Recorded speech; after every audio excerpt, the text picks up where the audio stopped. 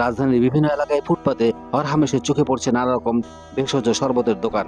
নাম শুনলে মনে হয় অস্বাস্থ্যসম্মত এ সকল পানীয়, কিন্তু বাস্তবে এসব দোকানের অধিকাংশ গড়ে উঠেছে অত্যন্ত অস্বাস্থ্যকর পরিবেশে।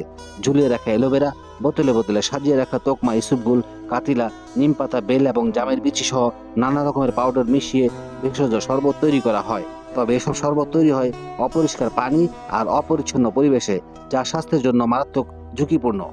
আরও উদ্বেগজনক বিষয় হলো, এসব ভেষজ শরবতের দোকানে ভেষজ শরবত বিক্রির আড়ালে চলছে যৌন দুর্বলতা নিরাময়ের বিভিন্ন ভেজাল ও অননুমোদিত ওষুধ বিক্রি।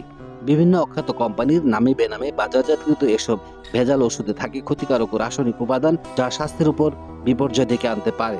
অনেকে লজ্জা বা অজ্ঞতার কারণে এসব ওষুধ কিনে প্রতারিত হচ্ছেন, আবার কেউ কেউ ভুগছেন দীর্ঘমেয়াদী শারীরিক জটিলতায়। স্থানীয়দের অভিযোগ, এসব দোকান প্রশাসনের নজর এড়িয়ে দিনের পর দিন অবাধে ব্যবসা চালিয়ে যাচ্ছে। রাস্তার ধারে, বাজারের কোণে কিংবা ব্যস্ত মোড়ে যেখানে মানুষ ভিড় করে, সেখানেই দেখা যায় এসব দোকান। বিশেষজ্ঞদের মতে, এইসব ভেষজ শরবত ও ওষুধের কোনো অনুমোদন নেই ওষুধ প্রশাসন অধিদপ্তরের কাছে। জনস্বাস্থ্য রক্ষায় প্রয়োজন নিয়মিত স্বাস্থ্য পরিদর্শন ও কঠোর সুপ্রশাসনিক পদক্ষেপ।